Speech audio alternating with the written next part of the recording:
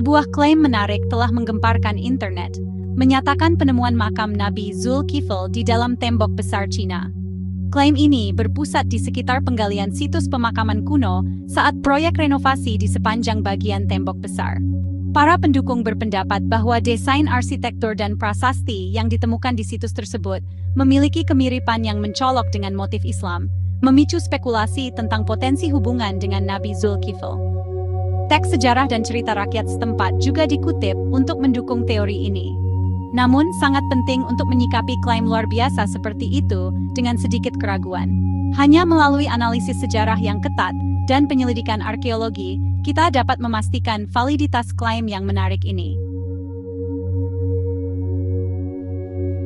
Klaim penemuan makam Nabi Zulkifl di tembok besar Cina pertama kali muncul di platform media sosial, yang dengan cepat menjadi viral. Media sosial dikenal dengan penyebaran informasi yang cepat dan luas, memungkinkan klaim ini menyebar dengan sangat cepat. Foto dan video, yang konon diambil di situs penggalian, mulai beredar luas, menarik perhatian banyak orang. Seringkali disertai dengan keterangan dan narasi yang dilebih-lebihkan, unggahan ini menjadi sangat menarik bagi pengguna. Unggahan ini dengan cepat menarik perhatian, menjadi topik yang banyak dibicarakan. Menarik perhatian pengguna dan menyebar seperti api di berbagai komunitas online, klaim ini menjadi viral. Penyebaran viral dari klaim ini menggarisbawahi kekuatan dan pengaruh media sosial yang sangat besar dalam membentuk opini publik, baik positif maupun negatif. Namun, hal itu juga menyoroti potensi jebakan dengan hanya mengandalkan media sosial sebagai sumber informasi, yang seringkali tidak diverifikasi. Terutama ketika berhadapan dengan penemuan sejarah atau arkeologi, penting untuk memverifikasi informasi tersebut. Hal ini menggarisbawahi pentingnya berpikir kritis dan memverifikasi informasi dari sumber yang terpercaya sebelum menerimanya sebagai fakta untuk menghindari penyebaran informasi yang salah. Klaim penemuan makam Nabi Zulkifl di tembok besar Cina telah disambut dengan skeptisisme oleh para sejarawan dan arkeolog.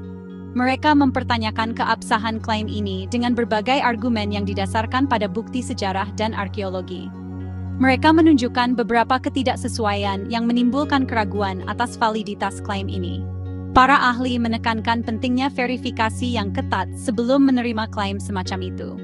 Pertama, tidak ada bukti sejarah atau konsensus ilmiah yang menunjukkan bahwa Nabi Zulkifl pernah melakukan perjalanan ke atau tinggal di wilayah yang sekarang disebut Cina.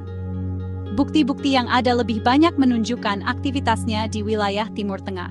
Kedua, gaya arsitektur dan prasasti yang dikutip sebagai bukti pengaruh Islam tidaklah konklusif dan berpotensi dikaitkan dengan praktik budaya atau agama lain.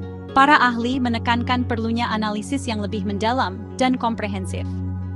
Para ahli menekankan bahwa keberadaan motif atau desain tertentu tidak secara otomatis sama dengan afiliasi agama atau budaya tertentu.